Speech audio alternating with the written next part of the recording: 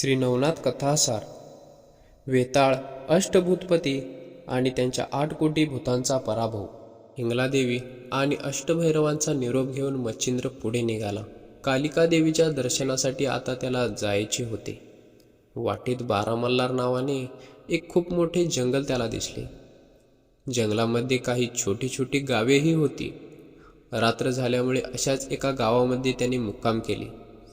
मध्यरात्री त्याला अचानक जाग आली. त्याचे लक्ष पेटलेल्या मशालीकडे गेले. त्याने बारकाईने तिकडे पाहिले तर बऱ्याच मशाली इकडून तिकडे तिकडून इकडे करत असल्याचे त्याला दिसले. त्यावरून ही भूतेच आहेत असा तर्क त्याने बांधला. त्यांना वश करण्याची एक चांगली संधी आहे असे त्याला वाटले. भूतांचा सुद्धा आपल्या एखाद्या चांगल्या कार्यासाठी कदाचित उपयोग होऊ शकेल असा विचार त्याच्या मनात आला. ताबडतोब त्याने हिंगलादेवीने नुकत्याच दिलेल्या स्पर्शास्त्राचा उपयोग केला. ते स्पर्शास्त्र खूपच प्रभावी होते. त्या स्पर्शास्त्रामुळे भूतांची पावले जमिनीत रुतून बसली. कर्णाच्या रथाचे चाक जसे जमिनीत अडकले होते, अगदी त्याचप्रमाणे भूतांची पावले जमिनीत घट्ट रुतली गेली. त्यामुळे त्यांना पायाने कोणतीही हालचाल करणे अशक्य झाले. त्या रात्री ती भूते काही इतर ठिकाणांची कोट्यावधी भूते अशी मिळून 8 कोटी भूते वेताळाने भरवलेल्या सभेसाठी जाणार होती. या भूतांचे 8 वेगवेगळे प्रकार होते. त्या प्रत्येकाला एक एक नायक होता. त्यांना भूतपती असे म्हणत असत. ही भूते सोडून इतर सर्व भूते वेताळाच्या सभेला गेली. वेताळाने सर्वत्र नजर फिरवली असता त्याला काही भूते कमी दिसली. त्याला बारामल्हार अरण्यातील भूते अद्याप आली नसल्याचे सांगण्यात आले. त्याने त्याचे कारण विचारले, पण कोणालाही हे माहीत नसल्याने सांगता आले नाही. म्हणून त्याने निवडक 5-7 भूतांना बारामल्हार अरण्यातील भूतांना घेऊन येण्यास सांगितले. वेताळाने पाठवलेली ती 5-7 भूते वायुवेगाने काही मिनिटातच बारामल्हार अरण्यात पोचली. तेथे पोचताच त्यांना न आलेली भूते दिसली. पण काय आश्चर्य, झाडे जशी आपली जागा सोडत नाहीत त्याचप्रमाणे ती भूते जमिनीला चिकटलेली त्यांना दिसली. त्यांना कोणतीही हालचाल करता येत नव्हती. याची या भूतांना खूप आश्चर्य वाटले आणि त्यांनी असे होण्यामागचे कारण त्या भूतांना विचारले. जमिनीला खिळून राहिलेली भूते म्हणाली, असे हे प्रथमच झाले आहे. आम्ही सभेला निघाण्याच्या तयारीत असताना अचानक हे घडले. कदाचित या अरण्यात एखादा खूप मोठा सिद्धयोगी आला असावा असे वाटते. त्याशिवाय दुसरे कोणी हे काम करू शकणार नाही. त्यांच्या सांगण्यानुसार वेताळाने पाठवलेल्या भूतांनी पर्वत व अरण्य या भागात त्या योग्याचा शोध घेतला, पण त्यांना तसा योगी कुठे आढळला नाही. म्हणून गुप्त रूपाने ती भूते अरण्यात असणाऱ्या छोट्या छोट्या गावात जाऊन आणखी शोध घेऊ लागले. तेव्हा एका गावात त्यांना मच्छिंद्र सिद्धासन अवस्थेत बसलेला दिसला. रात्रीच्या काळ्या कुट्ट अंधारात देखील त्याच्या भोवती प्रकाश पसरल्याने भूतांचे डोळे दिपून गेले. त्यांच्या चेहऱ्यावर प्रचंड तेज होते. त्यामुळे त्या तेजस्वी योगाकडे पाहताना त्यांना भीतीच वाटली. ती सर्व भूते खूप घाबरली होती. तरी त्यापैकी एकाने धाडस करून भीतच मच्छिंद्रापुढे गेला.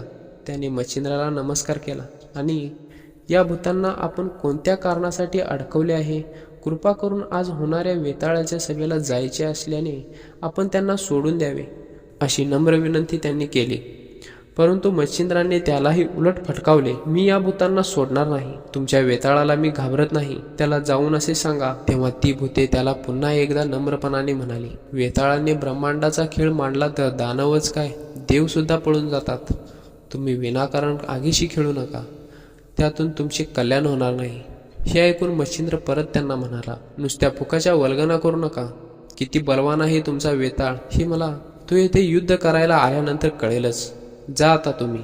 मच्छिंद्राने असे निर्वाणीचे सांगताच ती सर्व भूते थेट वेताळाकडे लगेच परत गेली. झालेला सर्व वृत्तांत त्यांनी वेताळाला सांगितला. त्या भूतांप्रमाणेच वेताळाची अवस्था निर्माण करण्याचा मच्छिंद्रांनी दिलेला इशाराही त्यांनी वेताळाला सांगितला. ते ऐकून वेताळ खूप चिडला. आता पाहू प्रत्यक्ष भूतांशी युद्ध. वेताळाला आपला अपमान सहन झाला नाही. त्याने लगेच सर्व भूतांना मच्छिंद्रनाथांबरोबर युद्ध करण्यासाठी निघण्याची आज्ञा सोडली. त्या भयान काळोख्या रात्री त्या भूतांचा सेनासागर आरडाओरडा करत किंचाळ्या मारत बारामल्हार अरण्याच्या दिशेने जाऊ लागला. मच्छिंद्राने ती सेना पाहताच विभूतीची एक रेषा स्वतःभोवती काढली. त्याने वज्रास्त्र मंत्राचा जप केला. मंत्रलेले भस्म त्याने आपल्या कपाळावरती लावले. त्यामुळे सर्व भूतांनी शस्त्रास्त्राचा तिखट मारा केला तरी मच्छिंद्रावर काही फरक पडला नाही. उलट ती सर्व शस्त्रास्त्रे बोथट झाली. ते पाहून भूतांनी झाडे उपटून त्याच्यावर फेकली, पण ती झाडे त्यांच्या डोक्यावर तरंगत राहिली. मग त्या भूतांनी दगडे तसेच लाकडे फेकली व त्यावर अग्नीचा वर्षाव केला, पण त्याचाही काही उपयोग झाला नाही. त्यावेळी मच्छिंद्राने जलदास्ताचा वापर करून सर्व अग्नी शांत केला आणि त्याच्याभोवती स्वतःचे अग्निअस्त्र सोडले व सर्व भूतांभोवती जाळ निर्माण केला. त्या जाळाला भिवून सर्व भूते अधूनमधून गुप्त होऊ लागली. आग विझवण्यासाठी त्यांनी समुद्राचे पाणी आणले तरी आग शांत झाली नाही.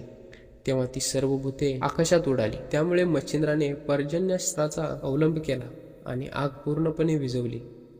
तेव्हा भूते परत जमिनीवर उतरली. त्यावेळी लगेच मच्छिंद्राने स्पर्शास्त्राद्वारे सर्व भूतांना जमिनीवर रोखून धरले. त्यामुळे पहिल्या भूतांप्रमाणेच त्या सर्व भूतांची अवस्था झाली. त्यांना कोणतीही हालचाल करता येईना. मात्र या भूतांच्या 8 भूतपतींनी स्पर्शास्त्राला अजिबात घुमानले नाही. ते हवेतच तरंगत राहिले. हवेतूनच ते मच्छिंद्राला त्रास देऊ लागले. म्हणून मच्छिंद्राने पुन्हा एकदा वज्रमंत्र म्हणून स्वतःचे संरक्षण केले आणि 7 दानव मंत्रशक्तीने निर्माण केले. त्यांचे नाव मधु, नील, कुंभकर्ण, मरु, मालिमल, मुचकुंद व त्रिपुर अशी त्यांची नावे होती. ते खूप भयानक दिसत होते. ते 7 दानव प्रत्येक भूतपतीला भिडू लागले. त्यांची ती रात्र, दुसरा दिवस व रात्र एवढा प्रदीर्घ काळ घनघोर मल्लयुद्ध झाले. त्यामध्ये 7ही दानवांनी 7 भूतपतींना पूर्ण पराभव केला. 8वा भूतपती हवेतून मच्छिंद्रांच्या वासवास्त्राला धैर्याने तोंड देत होता, पण वासवास्त्र त्याच्या छातीवरच आल्याने तो चक्कर येऊन पडला. त्यावेळी मच्छिंद्राने वासवास्त्र मागे घेतले व वाताकर्षण अस्त्राचा प्रयोग केला. त्यामुळे 8ही भूतपती त्याच्याकडे खेचले गेले. तडपत तडपत ते मच्छिंद्रासमोर येऊन पडले. वातास्त्राच्या प्रभावामुळे त्यांची हालचाल थांबली. 8ही भूतपती एकमेकांच्यात कुजबूज करू लागले. या योगासमोर आपल्याला कोणताच पर्याय उपलब्ध होत नाही, त्यामुळे आता शरण जाण्याशिवाय दुसरा मार्ग नाही असा विचार करून निशंक मनाने ते मच्छिंद्रनाथांना शरण गेले. ते मच्छिंद्रनाथांना म्हणाले, तुम्ही धन्य आहात. तुमच्या पराक्रमाला तोड नाही. मूर्ख असल्याप्रमाणेच आम्ही नाहक तुमच्याशी युद्ध केले. संपातीने जसे मूर्खपणाने सूर्यावर धावून स्वतःचे पंख जाळून घेतले होते, तसेच आमचे झाले आहे. आमच्यावर कृपा करा. दयावंत होऊन आमचे प्राण वाचवा. आमचा जीव तुम्ही वाचविलात तर तुम्ही सांगाल ते कार्य आम्ही करू. आम्ही तुमच्यासाठी पंचमहाभूतेही डोक्यावर घेऊ. तुमचे कोणतेही पडेल ते काम आम्ही करू. आता उशीर न करता आम्हाला सोडवा, अन्यथा आम्ही मरून आणखी कुठल्याही वाईट स्थितीत पोचू. भूतपतींचे मनोगत ऐकताच क्षणाचाही विलंब न करता मच्छिंद्र म्हणाला, मी शाबरी विद्या नावाचा मंत्रग्रंथ काव्यामधून लिहिला आहे. त्याला देवांचे सहाय्य अगोदरच मिळाले आहे. या ग्रंथासाठी तुम्हीही सहाय्य द्यावे. जो कोणी हा मंत्र म्हणेल त्याचा मंत्र तुम्ही सफल केला पाहिजे. भूतपतींनी त्याला तात्काळ होकार दिला. ते म्हणाले, आम्ही तुम्हाला प्रत्येक मंत्राचे साधन प्रयोग सांगतो. भूतपतींनी होकार देताच आपला उद्देश साध्य झाल्यामुळे मच्छिंद्रनाथाला अत्यानंद झाला. त्याने लगेच त्यांना वाताकर्षणास्त्रातून सोडविले. त्यामुळे आनंदित होऊन भूतपतींनी प्रत्येक मंत्राची पूजा उपचार, अभ्युस्थान व जप विधी सांगितले. ग्रहण काळात अनुष्ठान केल्यास ताबडतोब फळ मिळविण्याची त्यांनी व्यवस्था केली. मंत्राच्या अनुष्ठानाच्या प्रसंगी कोणते भूतबळी द्यावेत हेही त्यांनी सांगितले. त्यानंतर सर्व 8 कोटी भूते प्रगट झाली. सर्वांनी मच्छिंद्रनाथांना वंदन केले. त्या सर्वांना मच्छिंद्रनाथांनी सोडून दिले. ती सर्व भूते, अष्टभूतपती आणि वेताळ यांनी मच्छिंद्रनाथांना स्वामी स्वामी संबोधून त्यांचा खूप मोठ्याने जय जयकार केला. त्यावेळी अष्टभूतपतींनी मच्छिंद्रनाथांनी दिलेल्या मंत्राचे पठण करणाऱ्या प्रत्येक व्यक्तीस सहाय्य करण्याची आज्ञा सर्व भूतांना दिली. अष्टभूतपतींनी मच्छिंद्राला आमच्याकडून आणखी कोणती सेवा हवी असेल तर आज्ञा करावी असे सांगितले. तेव्हा मच्छिंद्र म्हणाला, मला तुमच्याकडून अजून एक वर हवा आहे. तुमच्याशी माझे हे युद्ध झाले असल्याची कथा, त्याचा अध्याय जो वाचेल, आपल्याजवळ संग्रहित ठेवेल अशा व्यक्तीला तुम्ही आपला मानावे. त्यावर संकट येऊ देऊ नये. जरी संकट आले तरी दूर करावे. तुम्ही स्वतः तर त्याला अजिबात त्रास देऊ नये. त्याच्या घरात शिरू नये. तेव्हा त्याच्या घराचे कोणीही वाटेने जात असताना त्यांना स्पर्श करू नये. त्यांच्या वाटेत विघ्न आणू नये. अन्य संकटापासून त्याचे व त्याच्या सर्व परिवार सदस्यांचे संरक्षण करावे. तुम्ही ह्या गोष्टी मान्य केल्याची शपथ मला हवी आहे. तुम्ही मला शरण आला आहात ना, मग ही शपथ घ्याच. तर त्याचे हे म्हणणे सुद्धा सर्व भूतांनी व अष्टभूतपतींनी स्वीकारले. त्याला वर येतानाच ही शपथही दिली. पुन्हा पुन्हा सर्वांनी मच्छिंद्राला वंदन केले. त्यानंतर ती सर्व भूते आपापल्या गावी परत गेली.